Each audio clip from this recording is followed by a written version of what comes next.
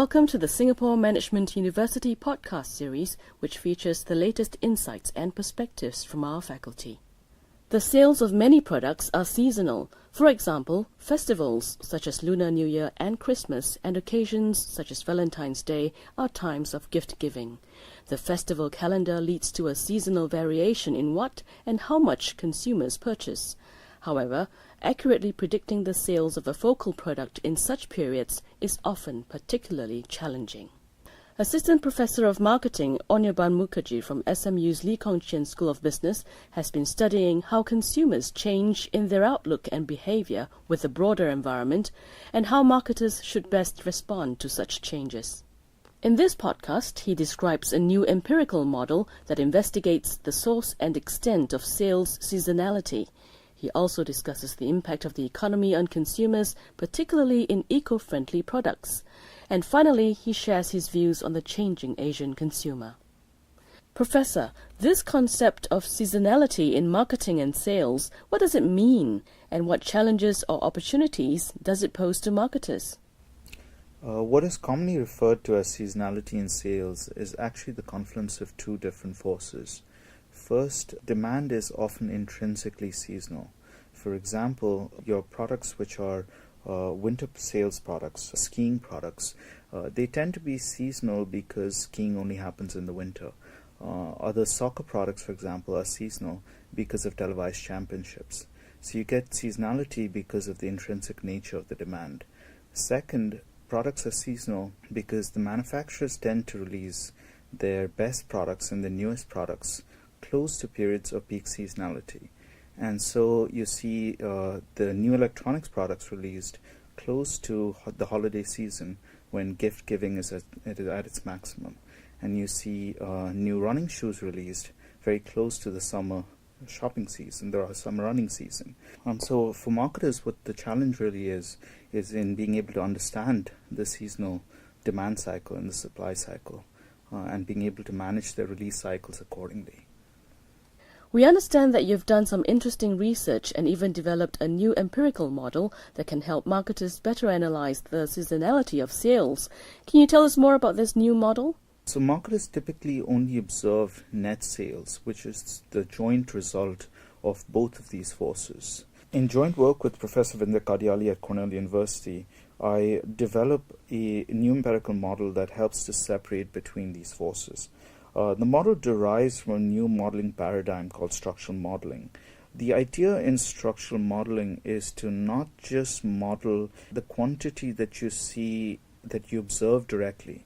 For example, sales directly as a function of what it is that you're observing or that you're doing, but to try to understand the consumer more fundamentally in understanding that the choices that each specific consumer is making as a function of the environment the consumer is facing.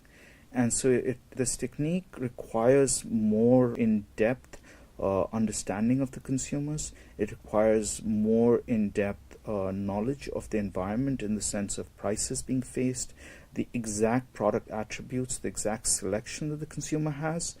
But the payoff of this model is to really understand the choices or the drivers of the choices of each household or each unit of analysis. The advantage of this is that you're able to more carefully calibrate the model to any change that the firm makes, say for example in prices of products, and the net of it is that your final predictions or your final forecasts are far more accurate than if you were to just take sales and to run a more conventional marketing analysis technique. What can firms learn from such academic research on seasonality? In general, the academic research seems to suggest that firms often overestimate the extent of seasonality that is being brought about due to the consumer's intrinsic preferences sort of changing over time. They tend to overcluster their releases, so there is a little bit of a following the herd effect going on. Now, it's difficult to buck the trend, but if you do, the academic research seems to suggest that the payoffs are fairly high because in peak seasons, the market stealing effect from increased competition outweighs the benefits of a boost in sales from the underlying seasonality. And so one may actually be better off focusing on the lean season and releasing some, if not all, of your products in the lean season, and forsaking the extra consumer attention and demand from the peak season by releasing in the lean season. You've spoken about how seasons and festivals affect consumer demand. Taking a broader perspective, how do changes in macroeconomic conditions affect consumer preferences? The macroeconomy seems to have a profound influence on consumers. So in joint work with Professor Ande Bonfair, who is at the University of Queensland, I'm studying the impact of the economy on sales of major domestic appliances. We find that consumers do change fairly dramatically with the economy. However, the way that they change may not fit the general narrative. For example, it is commonly believed that in prosperous times, consumers tend to adopt a more eco-conscious viewpoint. However, what we find is that there is actually a paucity of empirical evidence to really justify this optimism, and we find that consumers typically tend to move up to larger sizes of appliances. And so the net effect on energy consumption may actually be negative rather than positive in prosperous times. Similarly, we find that in prosperous times, consumers can be both more eco-conscious and more price-sensitive. What that implies for firms is quite complicated, because firms that typically price their eco-conscious products at a premium, and firms that also sell cheaper products which tend not to be as eco-conscious, they both fare poorly, while firms that provide affordable eco-conscious products, those are the firms that are going to do well. Overall, the difficulty in both the impact of seasonality and understanding the effect of the macroeconomy is similar, and it really stems from the need for extensive data and the methods that allow for a separation between how consumers are changing and how consumers' preferences exist and the actions of the firm. Both streams of work use modern econometric techniques and large data sets to really establish how this variable of interest, which in the first case was seasonality and the second case was the macroeconomy, causes a change in preferences, and then to understand how marketing effectiveness changes as a function of it.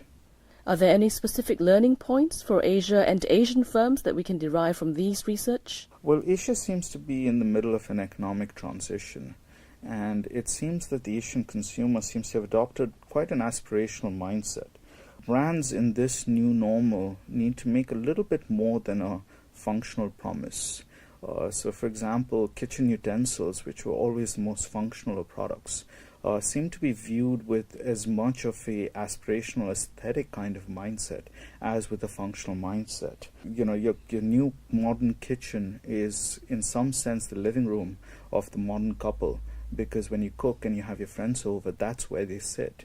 This is a very different kind of universe than what was even a decade ago. When it comes to understanding the changing Asian consumer, I think what's complicated is the scale and scope of the change, but also the speed at which the change is occurring, which is very, very rapid. And this is happening at the same time as sort of the growth of a large set of methods, of sort of a new wave of data analytics, if you will. And so I think the net of it is that the success or failure of strategies is going to be determined by context as much as sort of, the specific instance you're in. And what I think is important is that firms need to be more aggressive than ever in sort of investing in understanding the data that they're getting and responding to such changes. Now, one of the buzzwords of the decade is big data, but it's not necessarily big data to me as much as a big effort in understanding data and really becoming data-centric as a firm. Thank you, Professor. You're welcome. Thanks.